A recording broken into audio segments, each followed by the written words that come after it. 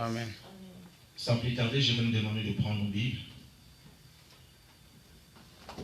Nous sommes dans le livre de 2 Samuel, dans l'Ancien Testament. Nous sommes dans le livre de 2 Samuel. Nous sommes au chapitre 13. 2 Samuel au chapitre 13. Nous allons prendre les premiers versets jusqu'au 28. C'est un tout petit peu une lecture qui est un tout petit peu longue, mais nous allons quand même faire cette lecture. C'est tellement important pour le message du jour. 2 Samuel, chapitre 13. Verset 2 Samuel chapitre 13, premier verset jusqu'au verset 28. Après cela, voici ce qui arriva. Absalom, fils de David, avait une sœur qui était belle et qui s'appelait Tamar. Et Amnon, fils de David, l'aima. Amnon était tourmenté jusqu'à se rendre malade à cause de Tamar, sa sœur, car elle était vierge. Et il paraissait difficile à Amnon de faire sur elle la moindre tentative. Amnon avait un ami nommé Jonadab, fils de Shiméa, frère de David. Et Jonadab était un homme très habile. Il lui dit, pourquoi deviens-tu ainsi chaque matin plus maigre, toi, fils de roi? Ne veux-tu pas me le dire? Amnon lui répondit, j'aime Tamar, sœur d'Absalom, mon frère. Jonadab lui dit, mets-toi au lit et fais les malades. Quand ton père viendra te voir, tu lui diras, permets à Tamar, ma sœur, de venir pour me donner à manger. Qu'elle prépare un mets sous mes yeux, afin que je le voie et que je le prenne de sa main. Amnon se coucha et fit les malades. Le roi vint le voir et Amnon dit au roi, je te prie que Tamar, ma sœur, vienne faire 2 gâteaux sous mes yeux et que je les mange de sa main. David envoya dire à Tamar dans l'intérieur des appartements, va dans la maison d'Amnon, ton frère, et prépare-lui un mets. Tamar alla dans la maison d'Amnon, son frère, qui était couché. Elle prit de la pâte, la pétrit, préparant devant lui des gâteaux et les fit cuire. Prenant ensuite la poêle et les versa devant lui. Mais Amnon refusa de manger. Il dit, fais sortir tout le monde. Et tout le monde sortit de chez lui. Alors Amnon dit à Tamar, apporte les mains dans la chambre, et que je les mange de ta main. Tamar prit les gâteaux qu'elle avait faits, elle les porta, et Amnon, son frère, dans la chambre. Comme elle lui présentait à manger, il a saisi et lui dit, viens, couche avec moi, ma soeur. Elle lui répondit, non, mon frère, ne me déshonore pas, car on n'agit point ainsi en Israël. Ne commets pas cette infamie. Où irai-je, moi, avec ma honte? Et toi, tu serais comme l'un des infâmes en Israël. Maintenant, je te prie, parle au roi, et il ne s'opposera pas à ce que je sois à toi. Mais il ne voulut pas l'écouter. Il lui fit violence, la déshonora et coucha avec elle. Puis Amnon eut pour elle une forte aversion, plus forte qu'en avait été son amour. Et il lui dit, lève-toi, va-t'en. Elle lui répondit, n'augmente pas en me chassant les mal que tu m'as déjà fait. Il ne voulut pas l'écouter et, appelant les garçons qui les servaient, il dit qu'on éloigne de moi cette femme, qu'on la mette dehors et ferme la porte après elle. Elle avait une tunique de plusieurs couleurs, car c'était le vêtement que portaient les filles du roi. Aussi, longtemps qu'elles étaient vierges, les serviteurs d'Amnon la mit dehors et ferma la porte après elle. Tamar répandit de la cendre sur sa tête et déchira sa tunique bigarrée. Elle mit la main sur sa tête et s'en alla en poussant des cris. Absalom, son frère, lui dit, Amnon, ton frère, a-t-il été avec toi? Maintenant, ma soeur, tais-toi, c'est ton frère. Ne prends pas cette affaire trop à cœur. Et Tamar, désolé, demeura dans la maison d'Absalom, son frère. Le roi David apprit toutes ces choses et il fut très irrité. Absalom ne parla ni à bien ni en mal avec Amnon, mais il les prit en haine parce qu'il avait déshonoré Tamar, sa sœur. Verset 23. 2 ans après, comme Absalom avait le tondeur à Baal-Hachor, près d'Ephraïm, il invita tous les fils du roi. Absalom alla vers le roi et dit, voici ton serviteur et le tondeur, que le roi et ce serviteur viennent chez ton serviteur.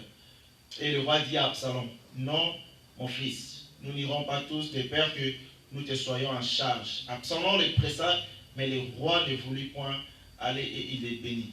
Absalom dit, permets du moins à Amnon, mon frère, de venir avec moi.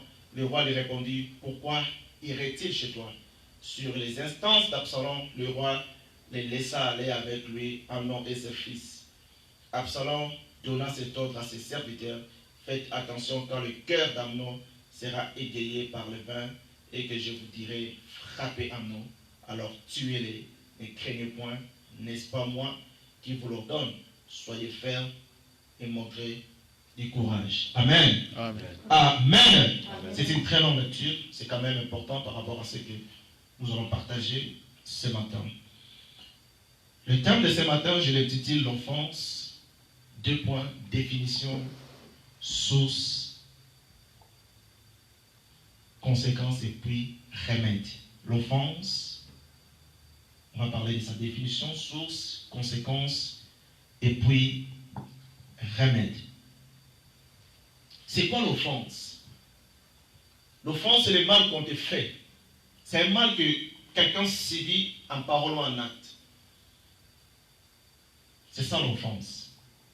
Être offensé, c'est tout simplement recevoir de la part d'une autre personne quelque chose qui n'arrange pas en fait tes émotions, qui vient déranger tes émotions, même tes sentiments, qui te met dans une condition inconfortable.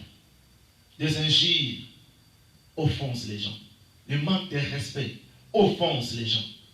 Toutes les choses que tu reçois de manière négative, qui blessent tes émotions et tes sentiments, ça peut être, c'est l'offense. Et dans le texte que nous venons de lire, c'est une histoire que plusieurs d'entre nous connaissent, que nous connaissons d'ailleurs, qu'Amnon avait le désir vers sa sœur, sa demi-sœur qui était Tamar. Elle a déshonoré sa petite sœur. Elle a pris pour femme en violence. Donc elle a violé sa sœur. Une chose qui n'était pas tolérée à l'époque en Israël, même dans l'ère actuelle, une chose qui est mal vue dans la société, dans n'importe quelle société. Elle a violé, elle a déshonoré sa sœur, sa demi-sœur. Or, Absalom était là. Il a pris la nouvelle que sa sœur était déshonorée par Amnon. Et il a pris cette nouvelle, il a gardé cela dans son cœur. Il était offensé. Non seulement sa petite sœur était offensée par rapport à l'acte, mais le grand frère, en apprenant la nouvelle, il était aussi choqué par rapport à ce qui s'était passé. Donc, la Bible dit qu'il garda cela dans son cœur. Il n'a rien dit de mal au sujet de Amnon, en bien comme en mal. Il a fait semblant comme si rien n'était. Il a gardé dans son cœur la haine vis-à-vis de son frère Amnon. Et il n'a rien dit de mal. Mais dans son cœur régnait la haine. Amen. Amen. C'est une histoire tellement importante. Il y a plusieurs vérités que cette histoire nous réserve. J'aime bien la lire tellement souvent.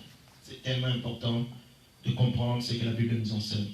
Donc, nous comprenons que par la définition, l'offense est tout simplement le mal que tu peux subir d'une autre personne par la parole ou par des actes posés qui dérangent, qui te mettent dans des conditions inconfortables dans tes émotions, même dans tes émotions sentiments. Amen. Alors, je vais parler de sa source, parce qu'il est important de comprendre d'où ça sort l'offense. Pourquoi? D'où est-ce que l'offense sort? Très souvent et généralement, les offenses sont liées aux mauvaises expériences que nous croisons dans la vie. Tu as fait confiance à une personne qui t'est trahi par rapport à cette confiance. Tu arrives quelque part, les gens t'ont chéri. Et puis tu regarde-moi comment il est, il te dénigre. Il dénigre ta personnalité. Tu te sens offensé. L'offense a plusieurs sources.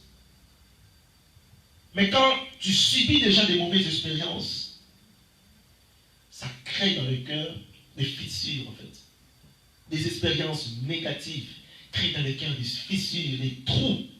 Les gens ont des trous, ils ont des blessures intérieures. À cause des mal qu'on les a fait dans le passé. Et ils se promènent avec ça. Ils sont enfoncés dans plusieurs domaines dans leur vie. Et ces choses sont tellement dangereuses. Sont tellement dangereuses. Plusieurs personnes ont été offensées dans leur enfance. Je me souviens de quelqu'un qui me disait ça à Kinshasa. Il dit, si je vis ce que je vis, c'est à cause de mes parents. Donc il a été offensé par ses propres parents, biologiques. Les paroles, mauvaise éducation. La façon dont il était traité, il était blessé par rapport à ça. Il a grandi en lui, avec des blessures, avec des fissures dans son cœur. Donc, il s'est promené, mais à l'intérieur de lui, il avait un cœur qui saignait. Il était blessé à cause de ce qu'il a vécu dans son enfance. Il a vécu des injures, il a vécu les rejets, il a vécu des choses compliquées. Pas des personnes lointaines, mais des personnes proches, ses parents. Combien de personnes n'ai-je pas croisées sur le chemin de ma vie? Il y a des filles qui me disent, il s'est prostitué, tu la poses la question, il dit, je me prostitue à cause de telle personne, à cause du mal qu'on m'a fait, à cause de telle chose que j'ai vécues. Ça m'a poussé à vivre de cette manière. Ça m'a poussé à me comporter de telle façon. Ça m'a poussé à prendre de tel chemin. Je pense qu'il a été blessé. Blessé. Il a été offensé dans son passé. L'offense est tellement dangereuse. Les gens ne le réalisent pas. Mais c'est un chemin par lequel les diable utilise pour ébranler la foi. De plusieurs d'entre nous. Est-ce que quelqu'un me suit? Amen. Amen. Le plaisir du passé. Des trous qui les problèmes du passé qu'on a connus, qu'on n'a pas résolus. Laisse des fissures. Des traces dans le cœur. Dans le domaine médical, quand tu te présentes devant un corps médical, dès que tu viens devant lui, quand on part chez le médecin, dès que tu es en face de lui, si tu es gravement malade, il y a ce qu'on appelle des signes. Dans le domaine médical, on parle des symptômes. Il y a des symptômes qui sont visibles, qui se voient qu'une personne est malade. Tu n'as pas besoin de... Il y a des choses, tu n'as même pas besoin d'ouvrir ta bouche pour en parler. Mais un corps médical, en regardant une personne malade, il voit ce qu'on appelle des signes, il y a des symptômes. Il peut même définir pour dire que tu souffres de telle maladie ou telle autre. À cause seulement des signes qui s'affichent. Il y a des personnes qui ouvrent sa bouche pour parler. Une personne qui a le discernement, il peut savoir que telle personne a connu telle chose dans son passé. Il y a des gens quand ils parlent, c'est le cœur qui saigne encore, qui est en train de parler. Donc sa bouche sort des choses imaginables. Quand tu entres dans son cœur et que tu lui parles, tu lui poses des questions pour comprendre, tu vas voir que dans son passé, il a connu des choses qui n'ont pas été cicatrisées. Il y a encore des blessures dans son cœur qui est en train de saigner. Amen. Donc l'offense blesse, crée des fissures dans le cœur. Ça laisse des trous dans le cœur. Et lorsque tu ne comprends pas comment on sort de là, tu vas grandir avec un cœur rempli de vides et de blessures.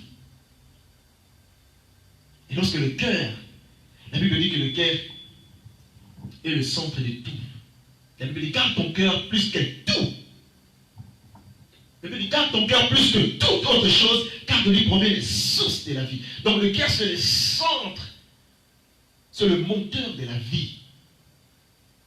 Parce que les émotions, les sentiments, la réflexion, nos décisions, les choix proviennent de notre cœur. Lorsque le cœur est touché, les émotions sont touchées.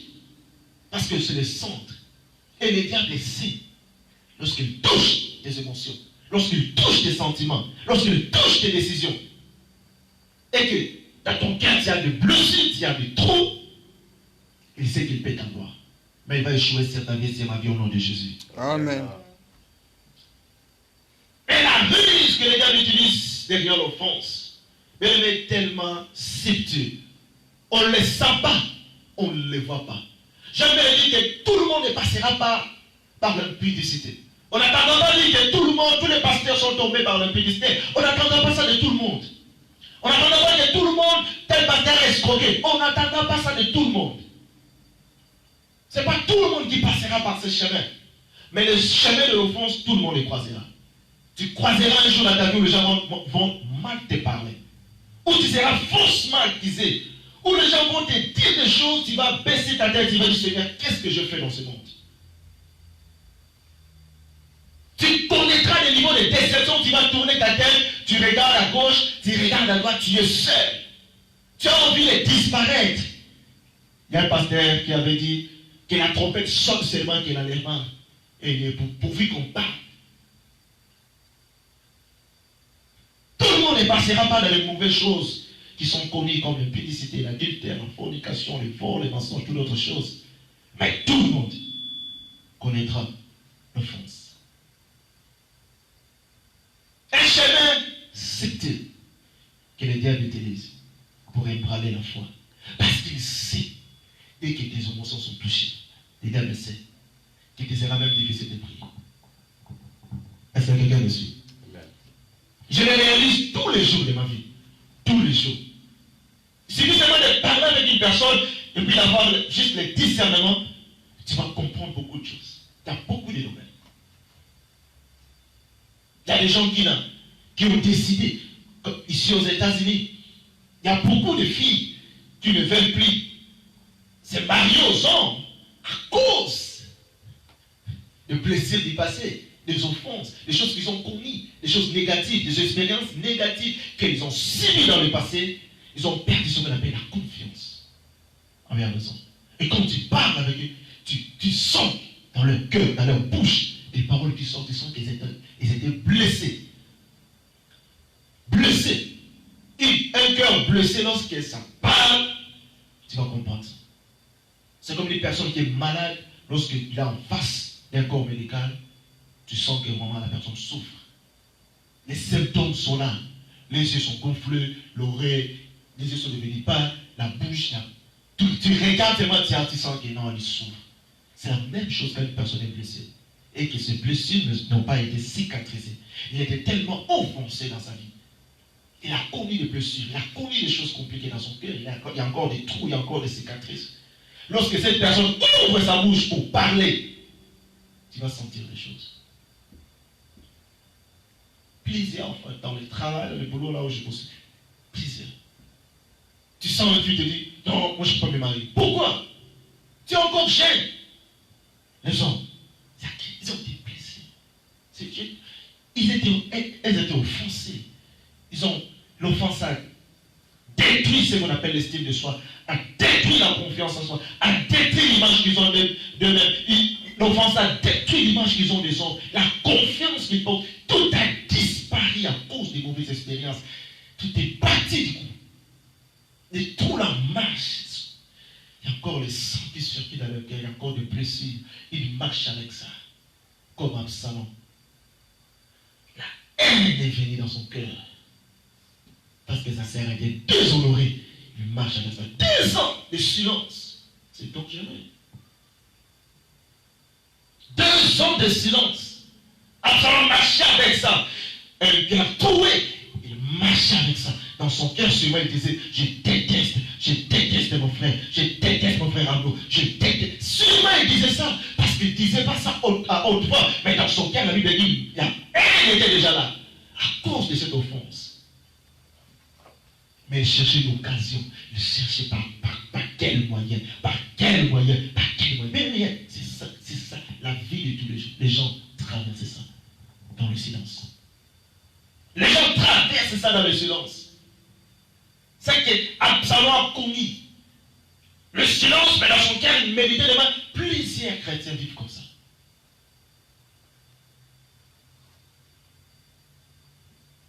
L'offense, tu m'as fait du mal. Il y a quelqu'un qui me parlait d'une histoire d'un gars qui est parti, en fait, il était en Europe, je crois en Londres. Il a pris de l'argent, il a envoyé à ses parents, il a dit que je m'ai dit que vous achetez telle chose, parcelle, construisez tout ça. Il envoie l'argent, il compte, il achète, les parents achètent les terrains. Il a dit, envoie-moi les photos. Ils envoient les photos. Il a dit, pour la construction, c'est combien? Il envoie l'argent. Ils ont construit une belle maison. Il a dit, envoie-moi les photos. Ils envoient les photos. Alors, les gars décident d'aller à Kinshasa. Il arrive à Kinshasa. Il va chez elle, dans la maison, là où ses parents se trouvent. Il le trouve dans la même maison. Il lui demande, mais où se trouve la maison? Allez me montrer en fait la maison. Je vais voir la maison. Son père dit que non, tu es mon fils, je vais bouffer l'argent. La maison, les photos que tu voyais, c'était pour les voisins. Une autre personne. Les gars, regardez. Tes propres parents te répondent comme ça. Blessé et déçu, il rentre en Europe et coupe le contact avec ses parents. Blessé, offensé. Mais on ne comprend pas cette risque du diable qui se cache derrière l'offense. Tu risques d'être un chrétien, bon chrétien, mais hypocrite. Parce que l'offense tue à petit feu. Ces choses, là où ça sort, c'est tellement compliqué. Tu vois une telle personne qui a connu une déception de ses parents. Donc il rentre en Europe en colère et puis il dit plus jamais avec ses propres parents. Donc une chose inimaginable. Je ne pouvais pas imaginer qu'il pouvait faire ça. Mes propres parents, ils m'ont fait ça. Ils coupent le contact. Je ne paie plus personne. Donc restez dans votre coin, je reste à mon coin. Blessé. Tu penses une telle personne, si tu veux lui demander conseil, qu'est-ce qui sortira de sa bouche? Si je dis, oh mon grand, moi j'aimerais acheter un terrain qui ça, j'ai de l'argent, je vais dire, petit arrête. Tu vas écouter ce qui va sortir de lui. C'est ce qu'il a connu de blessure. Et on croise des gens comme ça partout. Et dans beaucoup de domaines, des gens qui ont offensé, qui ont été blessés dans leur vie, qui marchent avec ça, des douleurs, des blessures. Ça fait tellement mal d'être déçu dans la vie. Ça fait tellement mal que tu sois escroqué. J'entendais parler qu'on vole des gens dans les grands marchés à Kinshasa. Le jour où on va voler, je n'ai pas. Je ne suis pas rendu compte comment voler l'argent. Je me dis, mais j'avais l'argent, mais c'est parti. On t'a volé. Et ce jour-là, j'avais la haine contre les voleurs. Donc, quand on attrape un voleur quelque part, même si je suis de passage, non, il va mériter quelque chose de ma part. Il va payer ça. J'ai dit non. Comment est-ce qu'on peut me voler comme ça? Et à l'époque, je faisais des arts martiaux, donc voilà. J'ai dit vraiment, quand je croise un voleur sur mon chemin, non, c'est la vie là-bas. Donc il va chercher. Soit c'est l'hôpital, soit c'est la morgue. Parce que la colère, la haine était là dans le cœur. Et les gens vivent comme ça. Il y a des gens qui détestent la peau noire. Quand il te regarde dans yeux noirs, dans son cœur, il médite le mal. Pourquoi? Parce que quelque part, il a été blessé par le noir. Et il a nourri cette haine dans son cœur. Il a été offensé. Il y a des gens qui n'aiment pas la peau blanche, ils n'aiment pas le blanc. Pourquoi? Parce qu'à un moment donné, il a parlé de l'histoire que l'homme blanc fait ça à l'homme noir. Et du coup, la haine est montée dans son cœur. De lorsqu'il voit l'homme blanc passer, il se rappelle de ce qu'on a dit. La colère, la haine, il est offensé. Ils ont fait ça, ils ont fait ça. Ah non, on va les faire signer ça à cause de ce qu'ils ont fait. La colère, la haine monte dans le cœur à cause des offenses. Les choses que nous traversons, que nous vivons de tous les jours, c'est une arme tellement dangereuse que le diable utilise pour détruire la vie des chrétiens. On ne les sent pas, mais ça a des effets terribles. Est-ce que quelqu'un me suit? Amen. J'ai vu, ici, peut-être pas assez, mais à Kinshasa, j'ai vu des gens quitter l'église parce que le pasteur ne l'a pas salué. Donc, j'ai dit bonjour à votre pasteur, il n'a même pas fait attention à moi. Donc, il est parti, il n'est pas. Je quitte l'église. Oh. Offense.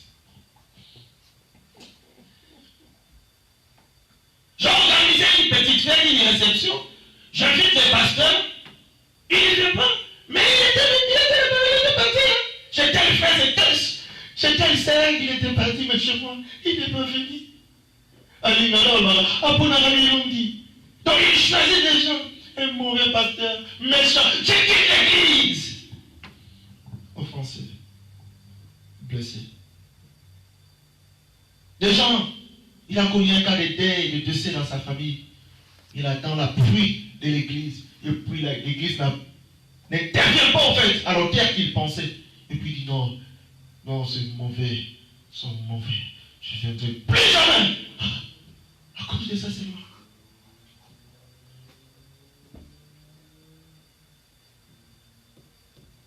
Plaisir, offense. On vit ça tous les jours. Je lui ai donné mon argent. Je lui ai fait confiance. Mais il a prêté $50, $100. Il m'a promis qu'en 2 semaines, dans un mois, il va revenir. Mais ça fait 3 mois. Quand je l'appelle, il ne répond pas. Quand je lui envoie un texto, il ne répond même pas. Quand je toque à sa porte, il ne sort même pas. Mais je vois sa voiture dans les parkings. Moi, jamais, jamais, je vais prêter de l'argent aux gens. Blessé, choqué, offensé. Un plaisir coule. Quand quelqu'un de bon cœur vient te demander, est-ce que mon frère, tu peux me donner quelque chose? J'ai vraiment un problème sérieux dans ma famille. Tu le regardes dans le cœur. Voilà, moi, jamais. Pourquoi tu dis jamais? Parce que tu as été offensé. Tu as été blessé. Et on vit ça tous les jours. L'offense, si je commence à parler de sa source, il y en a plusieurs. Ici aux États-Unis, une chose courante, les gens n'accueillent plus certaines personnes.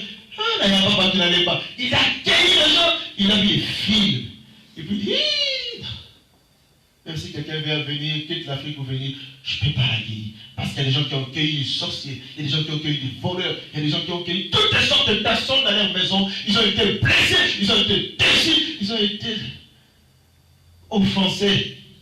Ils ferment la porte et disent, plus jamais.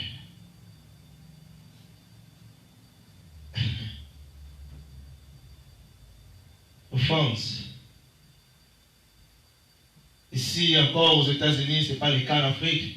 Les gens qui prient dans les églises communautaires africaines ou dans leur pays, je ne sais pas moi, quand ils sont blessés dans les communautés, ils sortent. Ils cherchent une autre.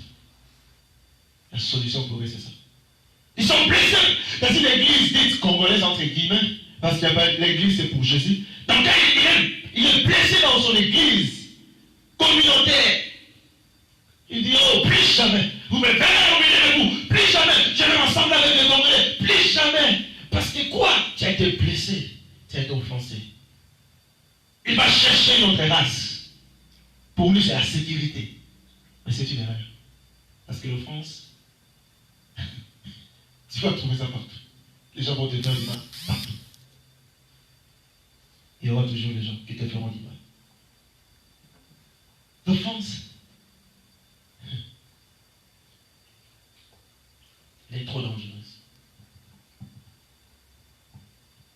Elle a plusieurs sources familiales, de l'entourage, de la communauté.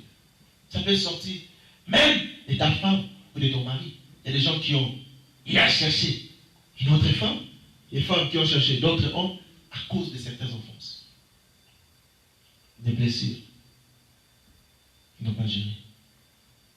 Et le troisième point que j'aimerais parler, c'est les conséquences de l'offense. Vous allez vous mettre d'accord avec moi, que vous le savez d'ailleurs, que l'offense cause beaucoup de dégâts. Vous savez, les gars connaissent ce chemin. Ils connaissent ce schéma plutôt. Ils savent que s'ils veulent t'avoir, s'il t'a raté dans la publicité, il t'a raté dans l'escroquerie, il t'a raté dans certains domaines, il va venir par offense. Il va chercher à ce que ton cœur puisse être blessé. Il va chercher à ce que tes émotions soient brisées. Ta confiance en Dieu puisse partir. La confiance aux gens puisse partir. Il va tout faire pour te casser au niveau de tes émotions, au niveau de tes sentiments. C'est comme une arme réservée par l'ennemi. l'offense. Qu'il utilise, quand il te cherche encore, il dit, le gars est quand même stable. Il va te blesser par tes émotions. Parce que quand le cœur est blessé,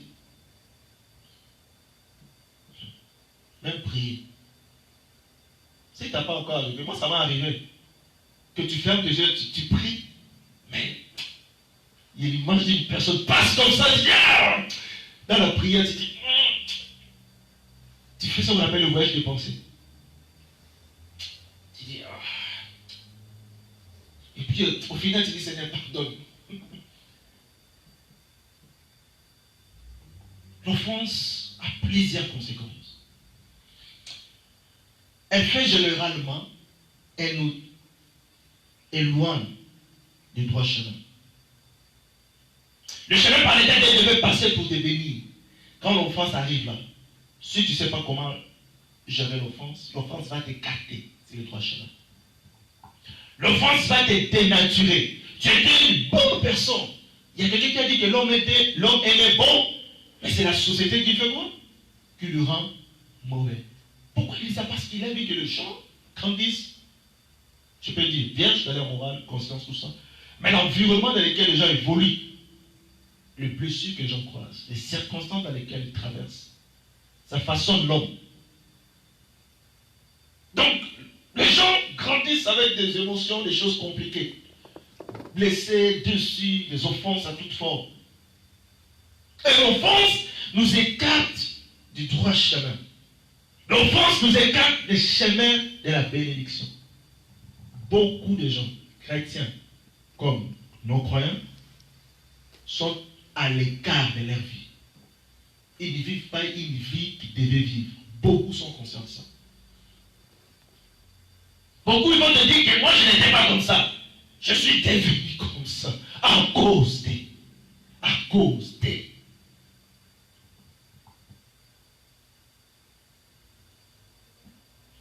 Et une sœur me disait qu'elle ne peut pas faire confiance à un serviteur de Dieu.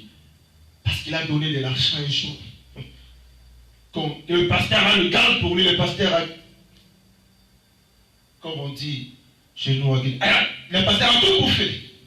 Donc elle a perdu cette confiance aux hommes de Dieu. Donc quand tu apparais devant lui, tu dis, tu es telle personne, il faut oublier ça dedans. Blessé, dessus, il dit non, sont tous des aventuriers. Et quand il y a encore des scandales à gauche et à droite, pour lui c'est une confirmation. Jamais faire confiance. Il ne faut jamais. Blessé. Et l'offense nous écarte du droit chemin. Ça te prend là où tu étais bon, ça te mène à l'écart. Donc là où tu étais, si tu étais ici, Dieu te voyait dans cette position. Et que si tu avances, tu vas vivre les merveilleuses choses qu'il a prévues pour toi. Dès que l'offense arrive, l'offense t'écarte. Tu vis maintenant à côté. Tu laisses les bonnes choses qu'il a prévues pour toi passer. Et toi, tu es en train de marcher dans notre chemin. Et les diables le sait. Raison pour laquelle il permet ces choses qui sont arrivées. Il suscite ça sur le chemin de nos vies. Pour nous permettre à ne pas bénéficier de ce que Dieu a prévu. Mais lorsque tu te rends compte que tu as été piégé par l'ennemi à cause de l'offense, tu vas chercher à rentrer sur le droit chemin. Est-ce que quelqu'un me suit? Amen. Et l'offense nous dénature. On devait dénaturaliser à cause des mauvaises choses qu'on dit. L'offense te rend une autre personne. Tu deviens une version imprimée des problèmes. Tu deviens une version originale, tu deviens une version copie-collée des circonstances négatives de la vie. Tu sors comme dans l'imprimante. On met la copie originale, et puis quand on est pris, quand il y a l'offense, on est pris une copie imprimée. Mais les problèmes de ta vie. Et c'est ça que les gens deviennent. Et c'est ça que l'offense manifeste dans nos vies. Absalom n'était pas un tueur. Il est devenu tueur comment? Comment il a médité le mal? À cause de l'offense. Parce que sa sœur Tamar a été déshonorée, violée. Et il méditait la haine était là. Il prenait soin de la haine. Il dit la haine règne là. Je garde silence. Je garde silence. Je garde silence. La haine était là. Il régnait dans son cœur. Il régnait dans son cœur. Et puis les pensées commençaient à monter. Il faut tuer, il faut tuer, il faut tuer, il faut tuer, il faut tuer. Et puis il a trouvé l'occasion de tuer son frère Amnon. Il a passé à l'acte. Mais au départ, il n'avait pas ces sentiments. D'où sont venus ces sentiments? De l'offense, blessure intérieure. Mal géré, mal soigné. L'offense loin de la pensée de Dieu. L'offense t'écarte de la volonté de Dieu. L'offense t'amène vers un chemin que tu n'as jamais voulu dans ta vie faire. Jamais. Ça te pousse à poser des actes que tu n'as jamais désiré dans ta vie poser. Tu n'as jamais même prémédité ça, que tu tueras, que tu feras ça. Absalom n'a pas médité ça. Mais l'offense l'a poussé à poser cet acte. Que ces choses ne t'arrivent pas au nom de Jésus. Amen. Mais ces choses sont subtiles. Je vous en supplie de le comprendre. Blessé, trahi. Plus jamais je ferai confiance aux gens. Plus jamais je serai avec les gens. Plus jamais j'aurai la vie. Plus jamais. Quand les gens parlent comme ça, moi je comprends des choses. Et ça me pousse à poser seulement des questions. Tu as connu quoi dans ton passé? Ouvre les paroles. Ouvre les livres de ta vie. Parlons-en. Les gens étaient trahis. Tes amis, moi jamais. C'est bien, on comprend. Mais tu as connu quoi avec tes amis du passé? Qu'est-ce qu'ils t'ont fait pour que tu aies ce langage? Moi, plus jamais la communauté congolaise. Moi, plus jamais la communauté camerounaise. Moi, plus jamais la communauté ivoirienne. Oui, je comprends ton langage. Mais tu as connu quoi? Tu as été offensé. Tu as été blessé. Oui. Il faut soigner ça. Ça t'écarte. Le France t'est loin des bons chemins. Là où Dieu te voit, quand l'offense arrive, tu n'es plus là. Isolé dans un coin. Des fois, quand je me promène, j'arrive dans un coin, je me dis souvent que ça ne peut pas manquer un Congolais dans ce coin. Partout, il y a des endroits isolés, en fait, ici. Il y a des endroits où tu dis, un Congolais ne peut pas manquer dans un endroit isolé comme ça. Pourquoi? Parce qu'il y a des gens qui disent, ils n'aiment pas les problèmes, je n'aime pas les gens, je vais voir de loin, donc ils préfèrent vivre dans un coin. Et c'est ça l'attitude qu'on a. Donc je vais aller dans un coin où il n'y a pas un Congolais en fait. Ah, la sécurité. Un Camerounais va dire non, j'aimerais bien être dans un coin. Il dit non, il n'y a pas un Camerounais. Ok, c'est bon, c'est ma sécurité. Offense.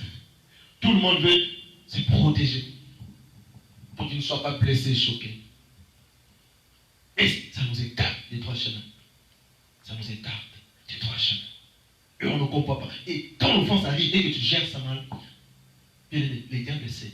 Si tu es loin de Dieu, ou si tu dépasses les rails ou l'autoroute de la volonté de Dieu, il est difficile pour toi de vivre les bonnes choses que Dieu a prévues pour toi.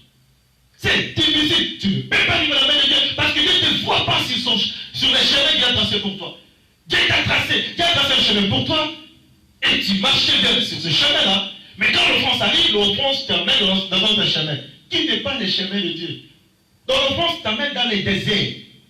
Dieu ne te voit pas, il te cherche, tu n'es pas là. La saison est arrivée, ta saison de bénédiction est arrivée. Dieu veut te visiter, mais il ne te trouve pas là. Tu es dans un coin là où tu dis, le monde, les gens, les églises, les pasteurs, la communauté, tu te plains. Tu blâmes tout le monde. Tu es dans un coin, tu te plains, là j'avance, les cheveux blancs poussent, tu deviens le tourneur de leçons négatif.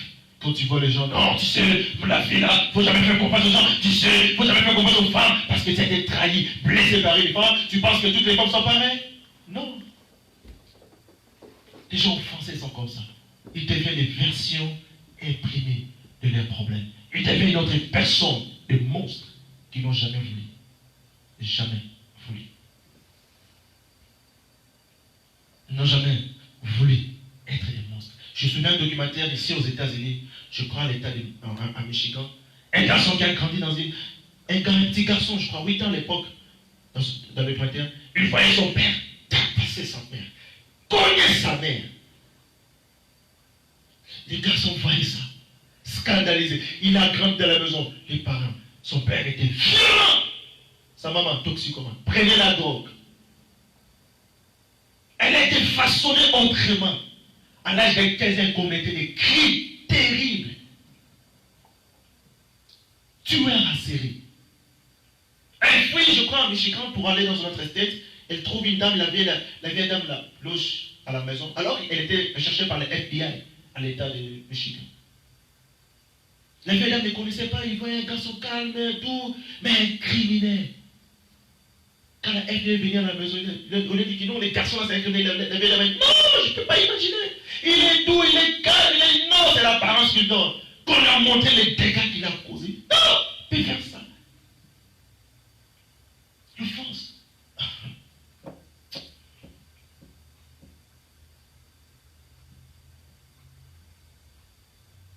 Que Dieu nous épargne de toutes ces choses au nom de Jésus. Amen. Le diable utilise cette arme pour nous écarter des bonnes choses. Des bonnes choses. Beaucoup de personnes ne sont pas là où Dieu le voit être. Ils ne sont pas là. Beaucoup ne sont pas là. Beaucoup sont ailleurs, en train de vivre une vie liée aux circonstances négatives qu'ils ont vécues dans le passé. Beaucoup de chrétiens sont en train de faire ce que Dieu ne les a pas demandé de faire. Ils sont en train de faire des choses à cause des choses négatives qu'ils ont connues. Ils sont en train de vivre une vie qui est associée, qui sont en harmonie avec les circonstances négatives qu'ils ont connues. Des gens qui avaient un bon cœur au départ, qui aidaient les gens, qui assistaient les gens. Mais à cause d'un mauvais langage qu'on a donné, il dit plus jamais. Quand il dit plus jamais, sûrement tu prends un autre chemin où tu vas plus assister, aider avec ton cœur. Tu vas devenir philosophe juste pour les réflexions. Tu vas dire, je vais l'aider, il ne va pas me trahir, il ne va pas me parler mal un jour. Tu commences à réfléchir beaucoup. Tu sors du plan de Dieu. Tu sors de la calendrier de Dieu. Tu vis une vie associée au calendrier de mauvaises expériences. Des expériences négatives. Tu marches comme ça et tu vis ça. Le danger est que plus tu es loin de Dieu, plus c'est difficile de vivre les merveilles de Dieu. Et tu vivras comme ça longtemps. En ratant des choses, à ne pas vivre, expérimenter les bonnes choses de Dieu. À cause des mauvaises expériences que tu as connues dans le passé. Déçu, manque de confiance, tu n'aimes plus les gens. Parce que tu as donné tellement de l'amour. En retour, tu as reçu de l'hypocrisie. Ah, les gens veulent profiter de moi. Tu dis, ah, la vie, jamais. Des gens disent ça, jamais. Il y a même des gens qui pensent que Dieu est à la base de leur souffrance. Je parlais avec lui, il a fait avec un au travail. Je lui ai parlé de Jésus.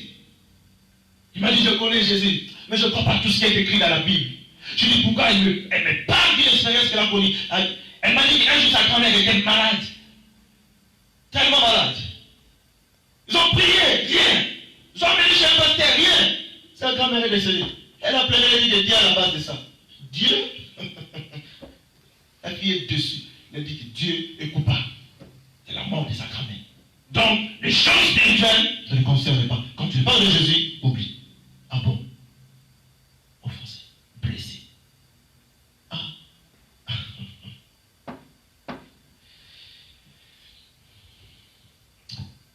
L'offense cache le diable. Vous savez ça? Le diable n'aimerait pas qu'on pointe des doigts sur lui quand il a offensé quelqu'un. Le diable va toujours te pousser à blâmer la personne par qui le mal s'est passé. Est-ce que quelqu'un me suit? Le diable ne cherchera pas à être blâmé. Le diable cherchera que les canaux par lesquels il est passé, que ces canaux soient blâmés, pas lui. Lui, il se cache. Et c'est comme ça qu'il fonctionne. Donc si le diable passe par une personne proche de toi pour te faire du mal, tu ne diras pas que c'est le diable qui l'a fait. Tu vas pointer du doigt à la personne. Si c'est un frère X qui t'a trahi, il est là bizarrement que les gens disent que c'est le frère X. Plutôt c'est le diable qui m'a fait du mal. Les gens peuvent dire c'est le frère X. C'est lui le mauvais. C'est lui la personne la plus mauvaise. C'est lui l'escroc. C'est lui l'impie. Le diable passe par là. Tu ne pointes plus le doigt. Tu pointes maintenant le doigt à la personne qui était un canal pour te faire du mal. Le diable, lui, s'est retiré. Il se cache. Si quelqu'un qui a plus de discernement dit c'est le diable qui est derrière ça, tu dis non, c'est pas le diable. C'est lui, il est mauvais. Le diable, il est innocent pour toi. C'est comme ça dans nos vies, on innocente les diables sans le savoir. On dit qu'il n'est pas coupable. Or, la Bible nous présente sa mission sur la terre. Il dit que les voleurs ne viennent que pour dérober, égorger, détruire. Là, nous, on oublie ça quand les mal arrivent. On lui dit, il est innocent. C'est la personne par qui le mal est passé, c'est lui le vrai problème. Les diables, lui, il n'a pas de problème. Et quand tu es innocent du diable comme ça, dans ton cœur, c'est la haine. C'est maintenant les œuvres des diables qui vont monter en toi. Et c'est le jeu du diable. Absalom savait que Amnon était déjà par l'ennemi, par le diable. Il avait lui pardonner. Il n'allait pas nourrir la haine. Il allait comprendre que c'est le jeu du diable. C'est parce qu'il n'a pas compris ce jeu. Et il a laissé son cœur ouvert à la haine. Et la haine est venue. Et très souvent, quand la haine se promène, il y a son petit frère, l'esprit de meurtre qui se promène. Ils viennent toujours ensemble, les frères jumeaux. La haine entre, et puis il dit à son frère jumeau, merde, active-toi. Et puis il dit, comme XO. Il dit, ok, pensez, merde, occasion. Tu vois, c'est comme à l'armée. Il te donne le schéma des réflexions. Silence, ne parle pas. Reste comme un agent de FBI. Si tu parles, il saura que tes intentions. Alors garde silence. Fais l'hypocrisie. Ok? Garde silence. Absalom faisait qu'obéir. J'imagine seulement la scénario. Faisait qu'obéir. Tu gardes silence. Si je le vois, je lui dis bonjour. Bonjour Arnaud. Bonjour. Mais dans son cœur, l'esprit de meurtre disait garde silence. Comme ça, il ne saura rien. Peut-être il va croire que tu as oublié. Mais garde silence. Absalom, sûrement il marchait comme ça, il disait, tu gardes silence. Il allait passer. L'esprit de meurtre dit, garde silence. La haine dit, garde ta colère. Garde ça. Faut te venger. Il faut te venger. Sûrement, Absalom marchait avec ses pensées. Et puis, dans le scénario peut-être, l'esprit de meurtre lui dit, bon, tu organises un petit truc comme ça là. Ok, voilà la stratégie. Voilà comment tu vas faire. Ok, comme ça tu vas passer à l'âge. Et comme ça tu vas te dégager de cette mauvaise pensée. C'est comme ça qu'il y a des travaux, bien aimé. Il crée à nous le chemin. Il crée ça. Si tu ne comprends pas que celui qui est derrière l'offense, si tu ne comprends pas que celui qui est le coupable, si tu ne comprends pas celui qui est le voleur, celui qui est le destructeur, celui qui est le tueur en série, si tu ne comprends pas ça, tu vas ouvrir la porte de ton cœur. Et lorsque tu ouvres ça, il va contrôler. J'ai pris que cela nous arrive pas au nom de Jésus. Et il y a des il sème ses pensées, il dépose là, mais là il attend qu'il y ait le résultat. Et très souvent, quand les gens posent des actes qu'ils n'ont jamais voulu poser dans leur vie, ils regrettent ça.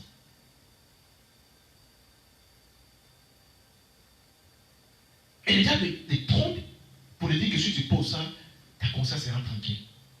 Mais en vérité, tu ne seras pas tranquille. Tu viendras juste mettre le sens dans le fait qui existait déjà. Amen. Amen. Est-ce que quelqu'un me comprend? Et c'est ça, le schéma de l'offense. L'offense nous sort de la volonté de Dieu. Mais les gens ont tué. Beaucoup de gens sont devenus des criminels. Ils n'ont jamais voulu ça de leur vie. Parlez avec ces gens. Vous allez comprendre bien l'histoire. Parlez avec les gens qui n'aiment pas se marier. Les filles qui n'aiment pas se marier aux hommes, qui préfèrent les gens de l'air. Sexe, genre, féminin. Ève épouse Ève. Parlez avec ces gens. Parlez avec les Adam qui épouse Adam. Parlez avec eux.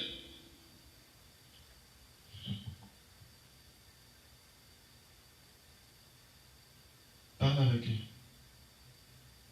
Tu vas entendre des choses. Dans leur cœur, il y a des fissures. Il y a des autoroutes des trous vides, des terrains, des passerelles. Que les passés négatifs, les expériences négatives de leur vie ont laissé. Et ils marchent avec ça. Parle avec une personne qui a abandonné la foi, tu vas écouter des choses. Parle avec des gens qui n'aiment pas l'église, écoutez-les parler. Ils vont te dire, si tu as le discernement, tu sauras qu'ils ont été blessés, offensés. Ils n'ont pas géré ça. Les gens qui se dévient, il a prié. Oh, c'est pas ça, mais non, les escrocs. Oh. Pourquoi? Parce que, quelque part, il a entendu, un pasteur a fait ça. Soit lui-même il était victime de ces choses. Blessé, plus jamais. Ennemi de la prière. Parlez avec ces gens. Vous allez comprendre, plusieurs ne sont pas là où Dieu le voyait. Plusieurs ne sont pas en train de faire ce que Dieu les a désignés, assignés de faire. Plusieurs sont ailleurs, vivre une autre vie, une vie empruntée par les circonstances de la vie, la mauvaise vie, que les diables préparent pour plusieurs. Cela ne t'arrivera pas, cela ne m'arrivera pas au nom de Jésus. On ne vivra pas une vie empruntée par les circonstances de la vie au nom de Jésus. Jamais. Jamais. Et c'est ça, bien aimé, les conséquences de l'offense. Ni toi, ni moi, ni personne d'autre ne aimerait vivre ça. Vivre une vie où tu n'as que des blessures non guéries, des trous dans ton cœur. Lorsque tu penses, d'esprit qu'on te cite tellement de personnes, tu as comme l'impression de lui faire du mal. Personne n'aimerait vivre ça. Et les diables viennent toujours par ces chemins. Il va toujours susciter les personnes pour te faire du mal, te blesser, te trahir. Oh, quelque part, tu vas dire, mais qu'est-ce que j'ai fait, moi? Ils vont te pousser à te poser des questions. Mais qu'est-ce que j'ai fait? J'aime cette histoire d'un pasteur à Paris qui parlait de notre pasteur, il parlait de son histoire. Ce pasteur commençait bien son ministère, une église qui grandissait miraculeusement. Et un jour, il attend qu'il ait été faussement accusé. Oh! Faussement accusé, il dit, mais moi, on m'accuse, qu'est-ce que j'ai fait? Commence à se défendre. Et puis il voit la personne qui l'a accusé, faussement. Il lui dit, mais c'est cette personne-là qui est en train de propager de la nouvelle, la mauvaise nouvelle à ton sujet. C'est elle parce que lui, il ne connaît pas, il ne connaît pas les relations, il va voir. Ah. Blessé dessus, offensé, le pasteur passe à côté. Allez, comme à Ningala qui te savait, la simisier là, il faut arrêter les gars, la même au tribunal. L'église attend. Pasteur, il faut arrêter quelqu'un parce qu'il est faussement accusé. Jésus, combien d'appelés est faussement accusé? Il faut pasteur. L'église diminue à petit feu.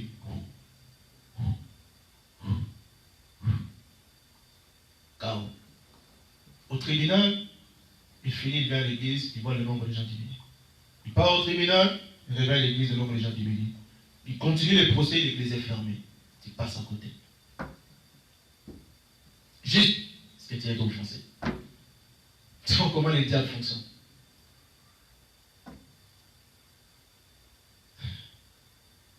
Le tribunal. Donc les gens disent, mais là, les fidèles ont les yeux ouverts. Mais comment un pasteur peut faire ça?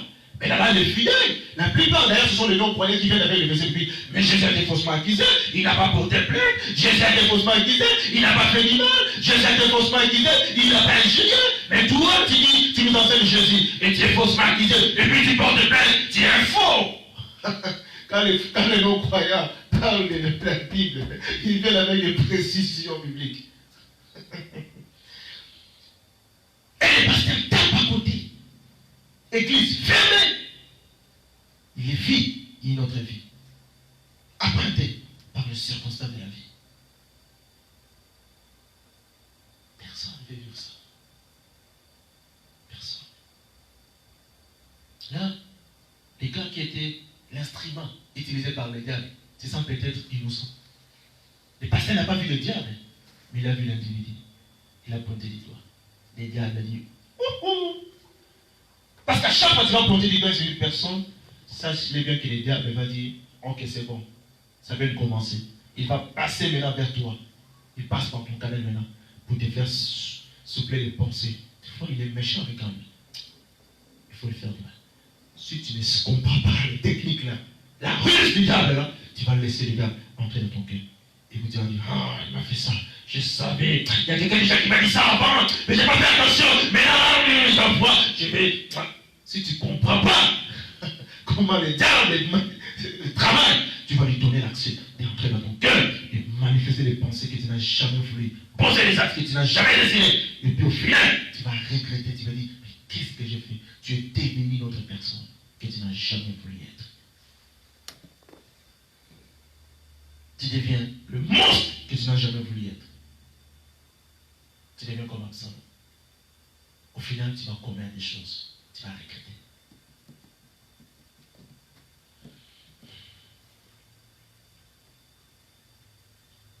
À chaque fois que je parle avec les gens, j'aime bien utiliser beaucoup plus de discernement. Quand tu écoutes les gens parler, la plupart des gens ont été blessés, ont été offensés. Ils ont des troubles avec eux. La plupart des gens. Tu le remarques bien dans le domaine dans lequel ils ont du mal à faire ce qui est droit, ce qui est bon, ce qui est agréable. Tu dis fais ça, il dit pourquoi? Parce que ce n'est pas une conviction la plupart du temps. C'est juste qu'ils ont été blessés. Ils ont été blessés. Il y a un pasteur qui a parlé de cette histoire d'une femme, je crois en Europe, à l'époque de l'URSS ou Hitler, en fait. À l'époque où Hitler voulait dominer sur le monde. La dame, elle était encore jeune. Ses parents, ils ont fui, ils étaient arrêtés par l'armée d'Hitler, emprisonnés. Ils étaient des chrétiens. Ils priaient dans la prison. Alors la garde qui était là, les militaires là, un jeune qui les attendait, fait prier, et puis le père qui était là souffrait en fait, il toussait à tout moment dans la cellule. Les gars venaient, il a dit, votre papa fait trop de bruit. Mais il a dit, il est malade, il est en train de tousser. Il a dit, il faut que ça finisse. Il prend la tête de ce papa là, il colle. Le vieux est mort. La fille était là, ses enfants. La fille a regardé son père mourir en sa présence. Parce qu'il y a un militaire qui l'a tué parce qu'il toussait. Et le militaire a dit qu'il fait le bruit. Et la fille grandissait avec ça. Dieu l'a appelé au ministère, il commençait à servir Dieu. Un jour, il arrive dans une ville, il prêchait dans une grande salle, il prêchait sur le pardon. Et puis, à la sortie de l'église, il voit le visage d'un garçon qui est à la porte. Il se souvient de ce monsieur. Il se souvient de lui. Et le monsieur dit, je sais que tu te souviens de moi. Je sais. Je suis le gars qui a tué ton père. Et la dame, descendue du haut de la chair, tu as prêché sur le pardon. Et puis tu regardes la personne qui a fait du mal à ton père, à ta présence.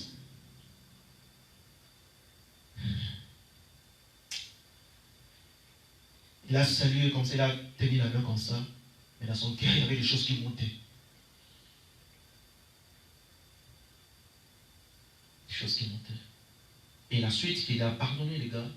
Ils ont même travaillé ensemble dans le même ministère. Ils ont travaillé ensemble, c'était des collaborateurs. Donc c'est les 4 points que je viens de parler. Le remède, la solution pour vaincre l'offense. La solution, c'est le pardon. Nous allons lire 3 textes bibliques. Le livre de Matthieu, nous allons prendre le livre de Matthieu pour Claude.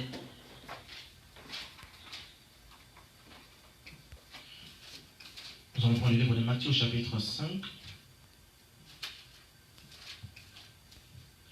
Matthieu, chapitre 5, nous allons commencer à partir du verset 25. Écoutons ce que la Bible dit. Matthieu 5, prenons le verset 23 jusqu'au verset 27. Si donc tu présentes ton offrande à l'autel, et que là tu te souviens que ton frère a quelque chose contre toi, laisse là ton offrande devant l'autel et va d'abord te réconcilier avec ton frère, puis viens présenter ton offrande. On va se mettre au verset 24, et puis nous sommes toujours dans le même livre de Matthieu, nous prenons le verset 44. Toujours Matthieu chapitre 5, sortons, nous prenons le verset 44. Mais moi je vous dis, aimez vos ennemis, bénissez ceux qui vous maudissent, faites du bien à ceux qui vous haïssent, et priez pour ceux qui vous maltraitent et qui vous persécutent. Verset 45. Afin que vous soyez les fils de votre Père qui est dans les cieux, car il fait lever le soleil pour les méchants et sur les bons. Il fait pleuvoir sur les justes et sur les injustes. Si vous aimez ceux qui vous aiment, quelle récompense méritez-vous? Les publicains aussi n'agissent-ils pas de même? Si vous saluez seulement vos frères, que faites-vous d'extraordinaire? Les païens aussi n'agissent-ils pas de même? Soyez donc parfaits comme votre Père est parfait. Nous allons prendre le dernier livre, c'est le livre de Marc. Marc chapitre 11. Ce sont les livres de Marc chapitre 11, verset 25 à 26. Marc 11, verset 25 à 26. Et lorsque vous êtes debout, faisant votre prière, et si vous avez quelque chose contre quelqu'un, pardonnez afin que votre Père qui est dans le ciel vous pardonne aussi vos offenses. Mais si vous ne pardonnez pas, votre Père qui est dans le ciel ne vous pardonnera pas non plus vos offenses. Le remède, la solution pour vaincre l'offense. Dans les différents versets dans le livre de Matthieu, on parle de la réconciliation.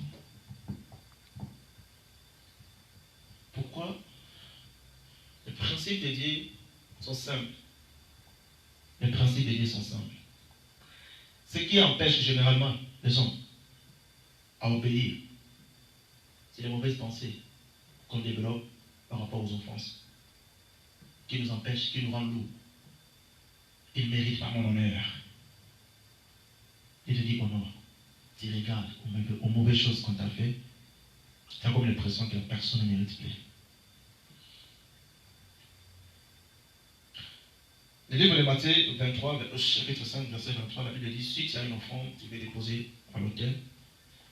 Si tu te rends compte que tu as quelque chose contre quelqu'un, va d'abord te réconcilier. La Bible nous renvoie à la réconciliation, qui n'est ni plus ni moins que d'avoir de rester en bonne relation avec quelqu'un. Ça nous renvoie tout simplement dans le deuxième et le plus grand de tous les commandements, d'aimer son prochain comme soi-même. La Bible nous renvoie tout simplement à avoir un cœur sincère vis-à-vis de ton semblable. Si tu te rends compte que tu as vraiment quelque chose contre quelqu'un, parle avec la personne. Dis que je n'ai rien contre. Libère-toi. Ouvre ton cœur, sois sincère. Dans le verset 40 à 48, la Bible, Jésus nous montre la façon dont nous devons nous comporter. Il dit, bénis ceux qui vous maudissent. Dites des biens et ceux qui disent du mal. Ce sont des remèdes, ce sont des solutions, des schémas pour vaincre l'offense. Si les choses ne sont pas appliquées, tu garderas toujours les mauvaises pensées. Tu vas toujours te sentir lourd pour faire ce que Dieu te demande de faire. Dans le livre de Marc, il dit, si vous mettez debout, donc si tu fais prier, tu te rends compte, tu as quelque chose comme ça. Bon, dis ça, va. Pardonnez d'abord la personne. J'ai posé la question à une personne, j'ai dit, c'est quoi le pardon? J'ai dit, pardon, est-ce que pardonner c'est oublier? La personne a dit, oui, pardonner c'est oublier. Je ne sais pas oublier. Il m'a dit, pourquoi? Il était même têtu parce qu'il ne voulait pas me comprendre que Dieu te pardonner n'est pas oublier. J'ai dit, tu vas oublier comment? Parce que les gens, derrière, les gens parlent de leurs exemples en fait. Ils se servent de leurs exemples pour montrer aux gens, voilà ce que j'ai connu, je l'ai surmonté. Donc ils n'ont pas oublié ce qu'ils ont connu comme problème dans le passé. Les événements, c'est rarement que les gens puissent oublier. Pardonner, c'est se débarrasser des mauvais sentiments qu'on a connus dans le passé. C'est libérer de ces mauvaises pensées. C'est libérer de ça. C'est enlever en toi les mauvaises pensées si tu as été offensé. Donc tu enlèves en toi cette mauvaise pensée de vengeance, de faire du mal. Tu enlèves ça en toi. Tu te nourris des pensées d'amour, de paix, de joie, de tranquillité. Tu te pardonnes d'abord toi-même. Ça, tu te libères. On t'a fait du mal, tu n'as pas envie de répondre en fait. Venger. On t'a trahi, tu n'as plus envie de trahir les autres parce que tu as été trahi. Ça, c'est pardonner. Tu te libères de ces mauvaises pensées. Il n'y a pas ces mauvaises pensées en toi. Et puis la personne qui t'a fait du mal, peut-être il va s'attendre qu'il va répliquer. Mais en toi, il n'y a plus ces mauvaises pensées. Tu viens de te pardonner et puis tu viens de pardonner la personne qui t'a offensé. Parce qu'une autre personne peut toujours te faire le mal. Ces pensées ne vont pas régner en toi. Tu vas lui parler comme tout le monde. Une chose que tu pourras peut-être ne pas faire, c'est peut-être ne pas plus être s'il était proche, peut-être tu peux dire que bon, je vais prendre mes distances, je vais faire ma vie, mais à une condition, de ne pas avoir de mauvaises pensées sur la personne. Parce que si tu prends des distances vis-à-vis d'une personne, à garder les mauvaises pensées, tu n'as pas pardonné la personne. Tu peux dire ça ou pas, je te pardonne, mais si tes pensées sont mauvaises vis-à-vis de la personne, tu n'as pas pardonné. Devant Dieu, tu n'as pas encore pardonné. Tu l'as dit, mais tu t'es pas libéré. Parce que les mauvaises pensées sont des bombes de retardement. Il suffit que l'occasion se présente, tu vas poser un mauvais acte. Donc, pardonner, c'est se libérer des mauvaises pensées. Quelqu'un qui t'a fait du mal, tu le vois, en toi, tu n'as pas l'idée de lui faire du mal. Tu aucune pensée de revanche, aucune pensée de le salut. Même si tu fais tomber des millions de dollars sur terre, tu vas ramasser des millions aussi pour toi. Tu vas pas dire, ah, j'attendais ce moment. Non, tu ne vas pas dire ça. Tu vas prendre, tu vas donner. Il a besoin d'aide. Tu vas être là, tu vas dire, tu as besoin de donner, je te donne. Parce qu'en toi, il n'y a pas de mauvaise pensée. Là, c'est pardonné. Mais lorsque tu dis, je prends mes distances, c'est bien si tu n'as pas de mauvaises pensées. Mais lorsque tu prends tes distances avec des mauvaises pensées, tu n'as pas pardonné. Tu cherches à te consoler, à garder la distance. Mais ce n'est pas le pardon, ça. Tu cherches à éviter les problèmes, mais à garder les mauvaises pensées, tu n'as pas pardonné. Pardonner, il faut te débarrasser des mauvaises pensées. Débarrasse-toi. Quand tu vois la personne, tu le vois comme l'image de Dieu. Tu le vois comme ton semblable. Tu le vois comme Dieu. Tu dis que c'est une personne qui mérite un bon traitement. Même si tu n'as pas crié plus fort que je l'ai pardonné. Mais au fond de toi, tu sais que je n'ai aucun problème vis-à-vis de cette personne. Je n'ai aucune mauvaise pensée vis-à-vis de lui. Tu le sens, tu es conscient. S'il a besoin d'aide, tu vas intervenir. Tu sais que tu peux l'aider comme toute autre personne. Tu sais que tu peux prier aussi pour lui. Même dans le secret, tu peux implorer la grâce de Dieu sur sa vie. Tu peux prier pour lui. Tu le sais dans ton cœur. Tu le sais, tu es conscient de ça. Là, c'est pardonné. Ça, c'est le vrai pardon. Tu ne vas pas faire l'hypocrisie pour dire, non, voilà, je te pardonne pour tout ce que tu m'as fait. Et puis un jour, Mardoché fait tomber la clé de sa voiture. Et puis tu dis, il va voir, il va chercher jusqu'à ce qu'il va le supplier. Je vais faire goûter ça, il va me goûter au moins. Tu as des pensées, il va quand même goûter ça. Non, ça c'est même pas. Tu n'as pas pardonné. Devant Dieu, tu n'as pas pardonné. Parce que tu as encore des mauvaises pensées. Les mauvaises pensées ne viennent pas de Dieu, mais du diable. Tu as encore ça. Pour vaincre l'offense, on va se débarrasser des mauvaises pensées. C'est tout ce qu'on a connu. Débarrasse-toi de ça. Débarrasse-toi. Prie. Demande le Saint-Esprit. Viens à mon secours. J'aime prier comme ça. Quand je me sens incapable de faire quelque chose, je rappelle à Dieu que tu m'as formé en poussière de la terre. Je suis faible. Je ne suis pas fort. Viens à mon aide. Sans toi dans ma vie, je ne peux rien. Viens à mon aide. Accorde-moi ta grâce. Accorde-moi.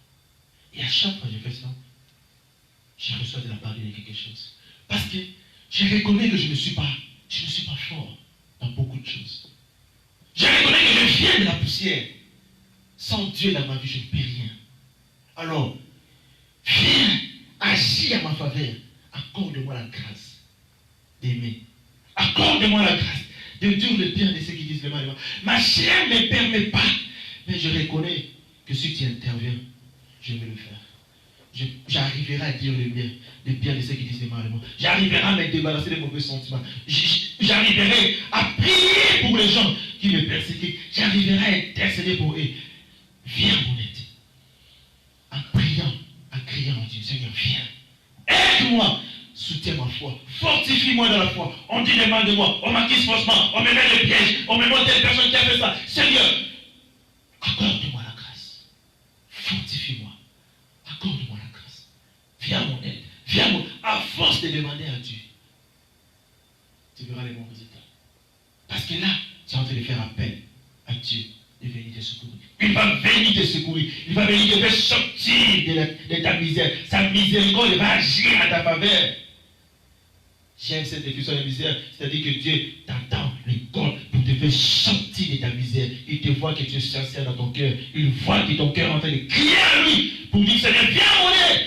On m'a fait trop du mal. J'ai du mal à pardonner. J'ai du mal à oublier. J'ai du mal plutôt à pardonner. J'ai du mal à faire du bien. J'ai du mal à aimer les gens comme j'aimais avant. Seigneur, viens mon aide. Dieu t'attend sa main et puis il te sort de là en t'accordant, en renouvelant tes pensées, t'accordant un cœur capable à aimer, à pardonner, à prier pour d'autres personnes. Et puis tu sors de là avec notre force. Tu marches. Là, les gars, mais ces messagers disent, il m'a vaincu. Il va échouer sur ta vie et sur ma vie au nom de Jésus. Amen. Parce que nous sommes en train de comprendre comment on va vaincre l'offense. À chaque fois tu seras offensé, à chaque fois les gens vont te gêner, à chaque fois les gens vont dire le mal de toi, ils vont t'accuser faussement. Lorsque ta chair, ton cœur sera blessé, agenouille-toi. Dis à Dieu, je viens à toi tel que je suis. Rappelle-lui que tu m'as formé de la poussière de la terre. Je suis faible. Mais je sais que celui qui vit en moi est plus fort que celui qui est dans le monde. Interviens à mon aide. Que l'ennemi échoue, que la haine ne monte pas dans mon cœur, que la jalousie, la révolte, la vengeance ne monte pas dans mon cœur, mais que l'amour monte. Prie comme ça, l'ennemi. À chaque fois que tu sens que ton cœur a envie d'agir mal, prie. Il a dit de moi. Seigneur, soutiens ma foi, garde mon cœur. Accorde-moi la grâce de garder mon cœur. Accorde-moi la grâce de ne pas laisser n'importe quelle pensée circuler dans mon cœur. Accorde-moi la grâce de ramener les mauvaises pensées qui se lèvent contre ta connaissance, qui se lèvent contre la connaissance de Christ, que je ramène toutes ces pensées captives, prisonnières à l'obéissance de Christ. Accorde-moi cette grâce. Mais à chaque fois, tu vas crier à Dieu comme ça. Il t'accordera la grâce. Tu verras Dieu te soulever comme ça et sortir vainqueur. Mais à chaque fois, tu vas rester dans ton coin à cause du mal que tu as connu. Te plaindre, c'est en train d'inviter le diable avec ses mauvaises pensées venir vers toi. Loger encore les mauvaises pensées en toi pour te pousser à vivre une vie qui n'est pas la vie de Dieu. Mais Dieu nous veut nous faire comprendre ces choses. Ces choses, nous les vivons du jour au lendemain. Mais la remède, la solution, elle est simple. Appliquons ce que la Bible nous recommande. Pardonnez. Débarrasse-toi des mauvaises pensées. Débarrasse-toi des mauvaises pensées. Priez pour les gens qui te font du mal. Dieu t'est bien. Si tu n'arrives pas, prie, cherche Dieu. Voici les meilleurs sujets pour lesquels nous, chrétiens, devons chercher Dieu, dans le jeûne et le prier. Rarement on cherche Dieu, raison pour laquelle plusieurs vivent à côté. Parce qu'on met de côté l'essentiel. Et quand on fait quelqu'un qui dit Seigneur, mon calme, tu vois, sa situation, ça traîne, Seigneur agit. Et quand Dieu n'agit pas, tu approfondis dans le jeûne et le prier. C'est bien, c'est pas mauvais. Mais lorsque tu es blessé, au lieu de chercher Dieu, que ton cœur soit rempli de l'amour, de l'humilité, de la sincérité, tu ne cherches pas Dieu. Là, tu laisses ton cœur être gonflé par la chair, la haine, la jalousie, la vengeance. Moi, on ne joue pas avec moi, ils ne me connaissent pas. Là, tu es prise au piège par le diable. Meilleur sujet sur le sujet de l'amour, de l'humilité, de la sincérité, le pardon. Demandez ça régulièrement. On dit vivre ça. Vraiment, notre parcours sur la terre, l'offense sera toujours là.